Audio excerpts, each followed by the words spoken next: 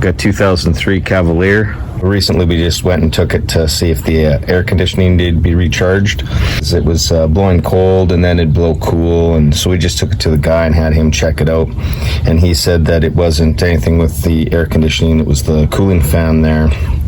And it's not operating to draw the air in through, I believe that's the condenser. It's got to draw the air in through there and help dissipate that heat.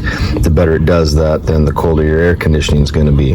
Right here is the fuse box. Here's our relay. That relay is going to be right there. And right there is our cooling fan fuse. And that's going to be that fuse right there. Originally that's a 30 amp fuse. The fellow that was looking at this machine put a 40 amp in there just to see, and it blew that one as well. What I want to do is I want to check that relay first. If the relay proves good, then the next thing would be the fan. These are the two fuses. This was the original 30 amp that blew. Hard to see. Maybe you can see that fuse is blown there. And then the guy, he put a 40 in there to test it, and you can see there where that one is blown as well. I use that small file there just to kind of rub off some of that corrosion and get a good connection for when we're doing our testing, as well as when we put it back in the vehicle. We've got 85 and 86 across from one another, and that's supposed to be a connection where we're going to have our resistance. So we want to use our meter and we want to probe those 2 points and find out what number we get. Well, we got our meter here, we're going to put it on ohms, and then it doesn't matter which lead goes to what, you're just checking the resistance between those 2 pins. This is the way I got to do it so I can show you guys what the value is there.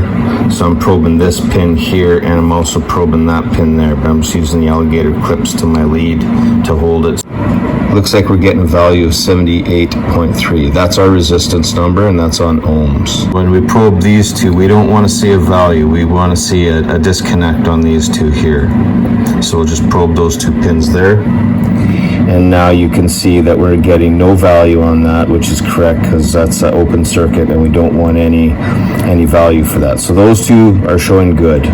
We got some leads off the battery here, and I tested the battery with the meter. We got 12.26 volts. We're going to take those 2 leads and we're going to hook them up to 85 and 86, those 2 that are supposed to have that resistance there. Now when we first touch this, we want to hear an audible click that indicates that the relay is activating.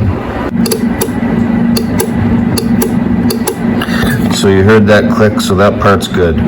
So we verified that we have a resistance between those 2 pins.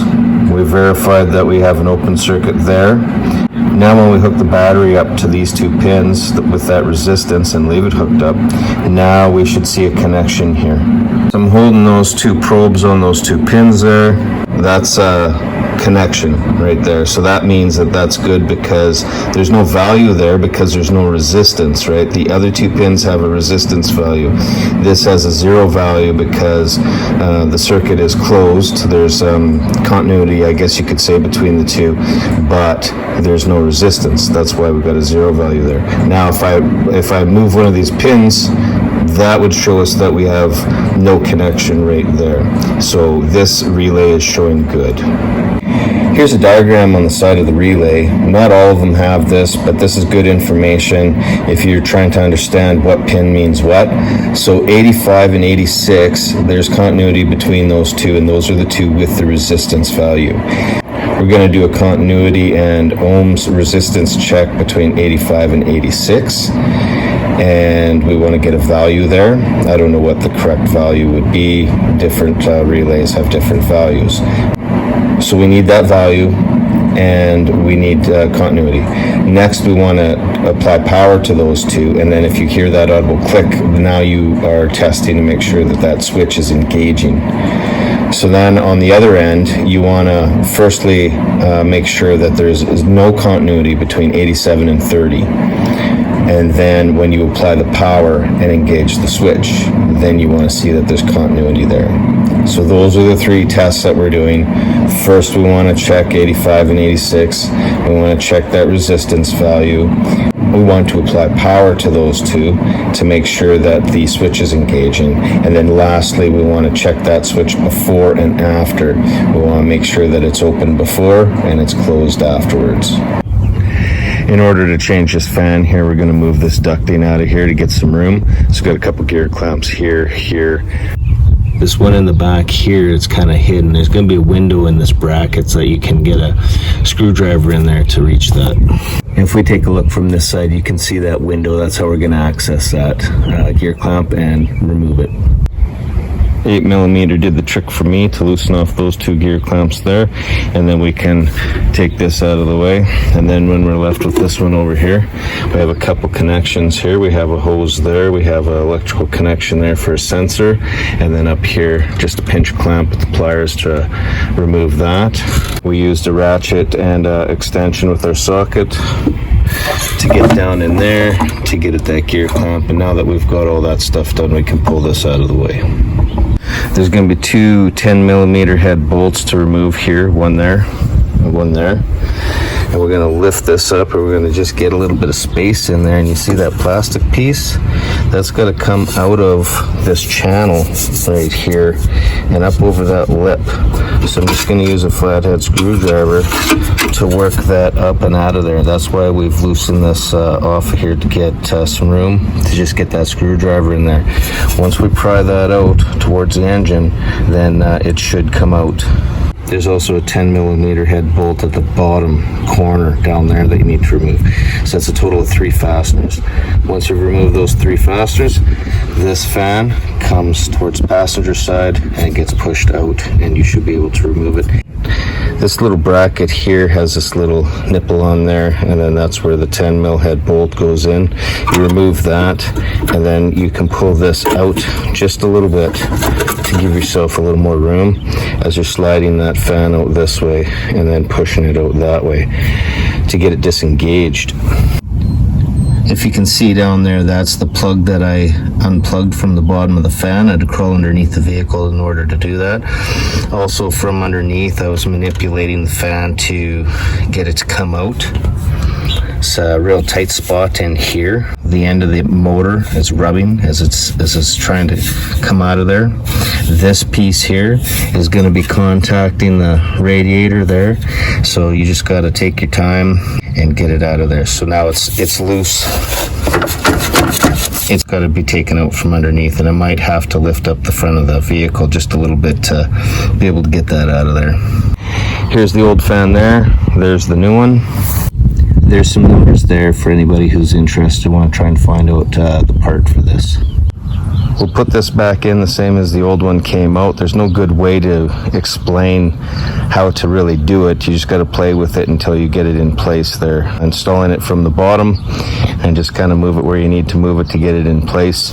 And then once those 3 snaps are in place, then we can put our corner fastener in. Right in there's the tough spot right there, sneaking it past there. You just got to kind of wiggle it past there. Once you get it past, you should be pretty good in moving this thing around where you need to move it to get it into place. There's also this tight spot here with that line. Once you got it past those 2 spots, everything should go together pretty good. Also too, there's the plug, but I'm going to put that in last once it's installed. Hopefully you can see that. That's the lower one there, and right there is the top one. Once you've slid it towards the driver's side into those 2 pockets, sleeves, whatever you want to call them, now we just lift up the corner. Here's that corner. We lifted it up, pushed it towards the front of the vehicle. It's locked into the channel there, so this part is good. Next we'll reassemble this, put that back on, and we'll reassemble this, and then we have our bottom bolt at the bottom for the fan there. We got our 3 fasteners done up here. That's a 10mm for the head, 1, 2, and 3. We've got the one in the bottom corner down there, and we also plugged in that fan, so that completes that part. Next we have to put our stuff back on here. We've assembled our piping here. It was an 8mm for me to tighten those gear clamps. One there, one in behind there, and then we have our hose connection with the pinch clamp there. We have another hose connection in here and our electrical plug. Again, we don't want to forget our relay. So I just wrote down there that 78 ohms that I tested this out at. So in the future, if I test it again, if it's way higher or way lower than that, kind of give me a little bit of a clue that it's failing possibly. That relay is going to go right there. That's the cooling fan relay. So we'll install that. And then we have our 30 amp fuse that's going to go right there.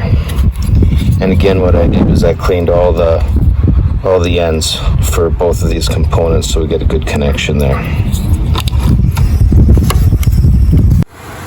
hear that the fan's running strong, so all we have now is time to find out if that fuse blows again, and if it does, then there must be something wrong with the wire.